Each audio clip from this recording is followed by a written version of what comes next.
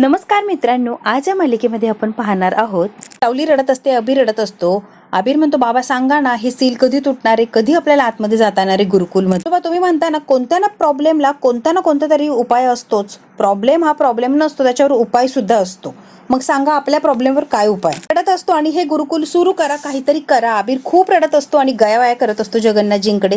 जगन्नाथजी म्हणतात, हो रे बाळा, करणार आहे मी, जरा थांब की. हा नेस ना बाळा, तुला काही गोष्टी कळत नाहीत, काही नियमांमुळे आपल्याला नाही जाता येत आतमध्ये बाळा. सरकारी काम ते आपण नाही काही करू शकत आहे. थांब, सगळं व्यवस्थित होईल बाळा. जगन्नाथजी म्हणतात अबीरला, तू शांत हो ना बाळा, मी सगळं काही बघतो. सुद्धा रडत असते. सावलीला सुद्धा जगन्नाथजी आधार देतात आणि व्यंकटेश सुद्धा कोलमडून गेलेला असतो की हे सगळं काय चाललंय. जगन्नाथजी आता हवालदारकडे आलेले असतात. कसं आहे ना हवालदार साहेब, ही जी कारवाई चालली ती बेकायदेशीर आहे. ज्या नोटीस एवढा उदो करतायत ती कायदेशीर आहे, त्यामध्ये काही तथ्यच नाहीये. रात्री सगळं कागदपत्र फिरवली आणि आमच्या गुरुकुलला सील लावली, बरोबर ना. गुरुकुलमध्ये भाविक कलावंत शिकणार होते, त्यांचं भविष्य घडणार होतं, ते सगळं तुम्ही जागेवरच थांबवलं. आता मी हे सील तोडू शकतो, पण कसं आहे, त्याचा आदर करतो आणि मला कायद्याचा आदर असल्यामुळे मला हे करायचं नाहीच, मला कायदा हातात घ्यायचा नाहीये. राजकुमारला फोन आलेला असतो. आता राजकुमार फास्ट गाडी चालवत असतो. अरे यार, आता कोण आहे फोनवर. मोनिकाचा फोन असतो. हा चालू गाडीत लगेच फोन स्पीकरवर टाकतो. बोल की, माहिती का घरात काय महाभारत घडलंय मोठं, बोल की, सांगितल्याशिवाय कसं कळेल. म्हणते जगन्नाथ घरात येऊन गेला आणि धमक्या देऊन गेला, मॉमला धमक्या दिलाय त्याने.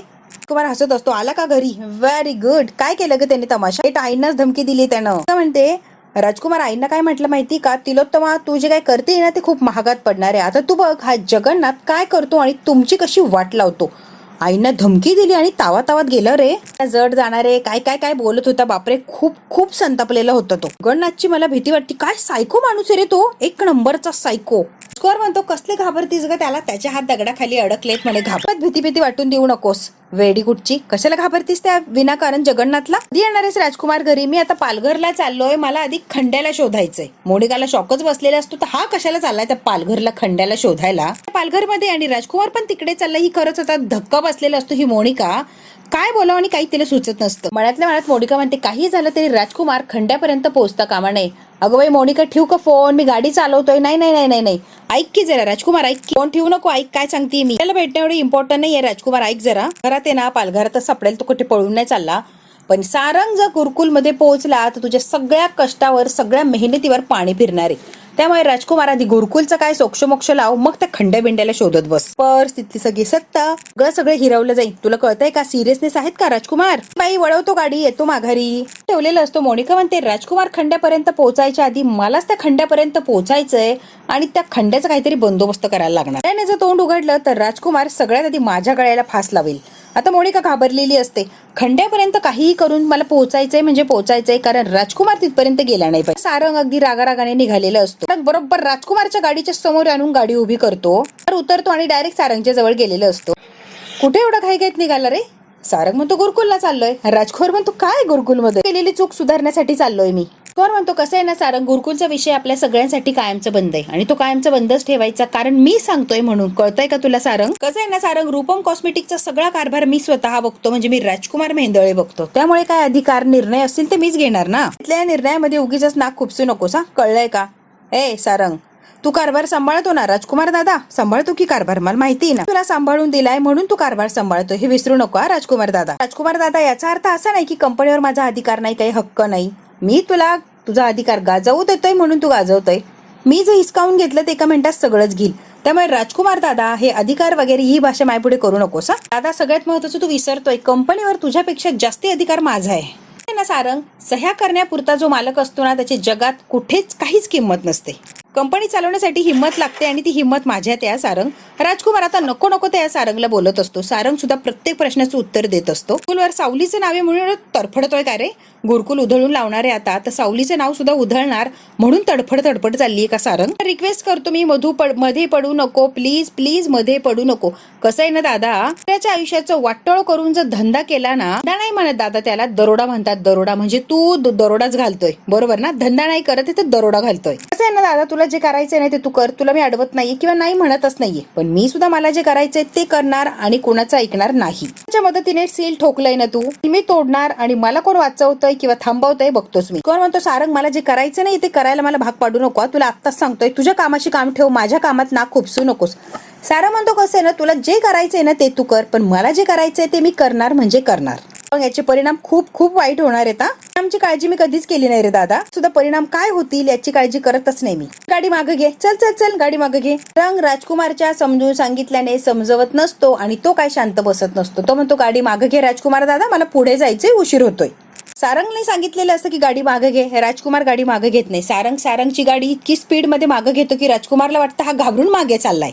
गाडी इतकी रेस केलेली असते, इतक्या स्पीड मध्ये सारंग समोर येत असतो की आता राजकुमारची वाट लावणार. राजकुमारची गाडी उडवून देणार. त्याच्यात राजकुमार घाईघाईने गाडीत बसतो आणि घाबरवून अगदी भीतीने त्याची गाडी मागे घेतो. थोडक्यात राजकुमार वाचला नाही तर उडूनच दिला असता. कुमारला माहितीये सारंगचा राग कसा आहे. एकदा राग आला की सारंग कोणाच्या ताब्यात नसतो किंवा सारंगला शांत करणं मग इम्पॉसिबल आहे. आता राजकुमार घाबरलेलं असतं. माझं ऐकणार नाही, मला माहिती तरी करायला हवं. सावंत फोन उचल. अरे सावंत ऐक रे, तो सारंग मेंदळे माहिती ना भाऊ. हो हो बरोबर ओळखलं. तुलाकडे निघालाय सील तोडायला.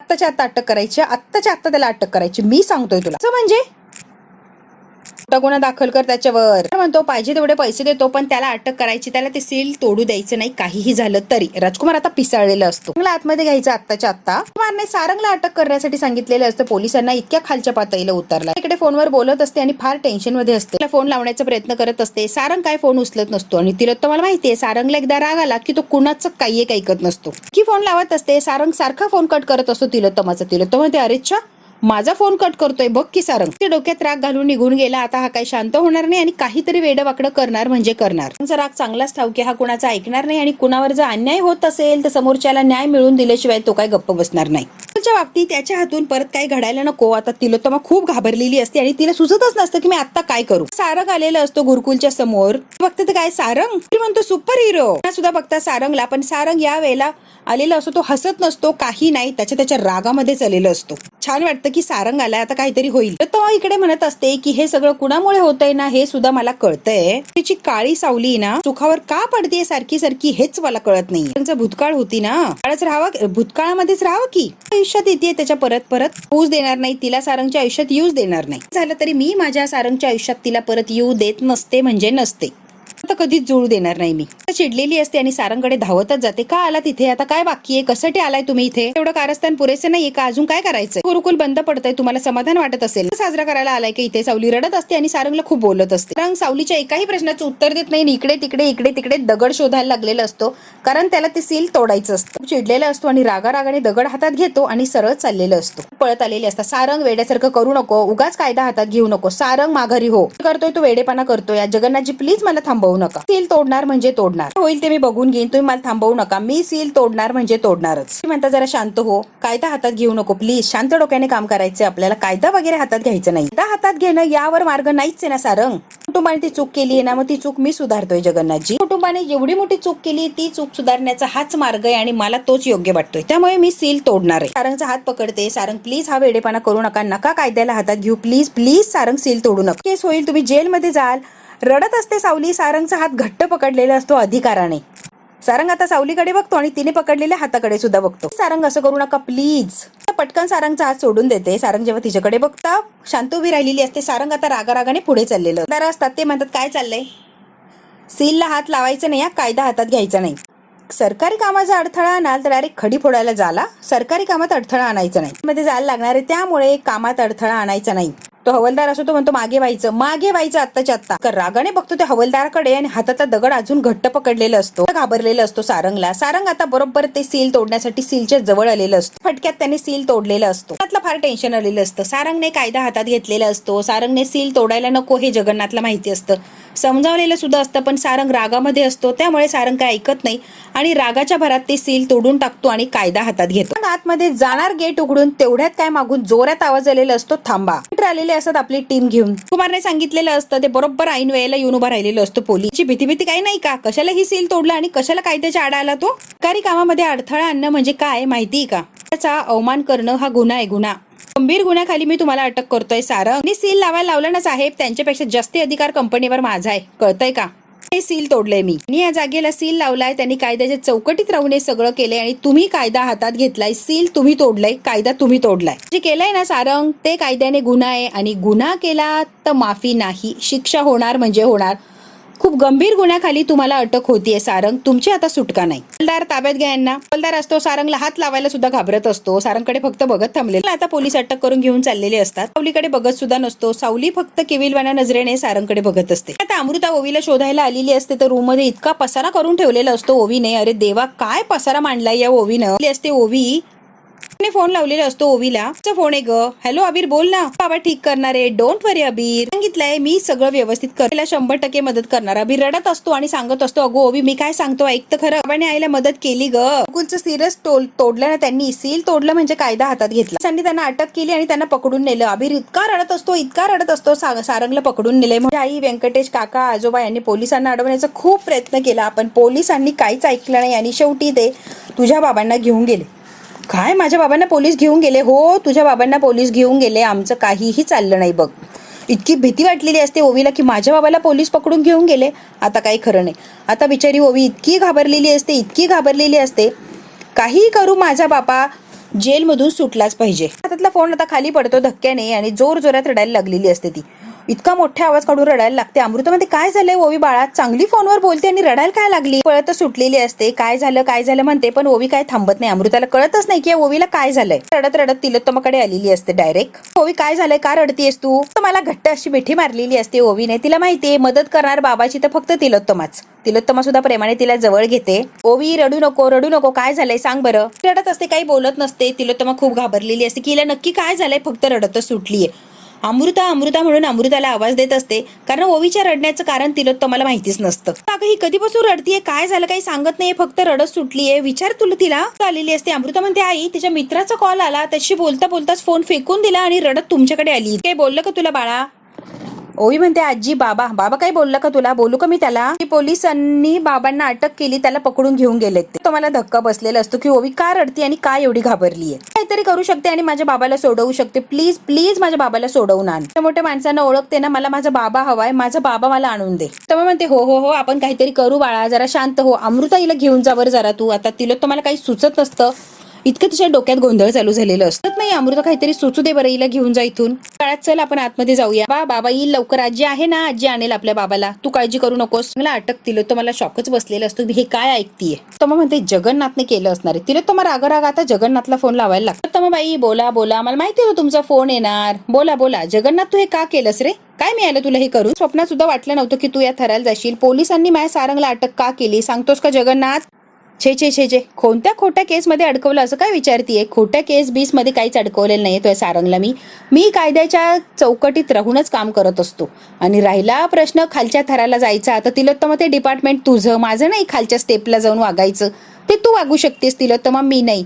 मी जगन्नाथी आणि मी मर्यादेत राहूनच काम करतो आणि माझ्या लेवल मला माहितीये, त्या लेवलच्या वर मी जातही नाही आणि खालीही उतरत नाही. त्या सुपुत्राने स्वतःच्या हाताने ही परिस्थिती ओढावून घेतली, त्याला मी काहीच करू शकत नाहीये तिलोत्तमा मेंदळे. कळेल असं स्पष्ट शब्दात सांगतोस का? पोलिसांची हिंमत कशी झाली माझ्या सारंगला हात लावायची? त्या गुरुकुलाशी काही एक संबंध नाही आहे जगन्नाथ, तुला आत्ताच सांगते मी. त्याचा संबंध नसणार आहे. तुमच्यासारखा पाताळ यंत्री नाहीच आहे ना तो सरळ आहे. सांगायचं तर हे तुझंच पाप आहे तिलोत्तमा. कळतंय का मला काय बोलायचंय?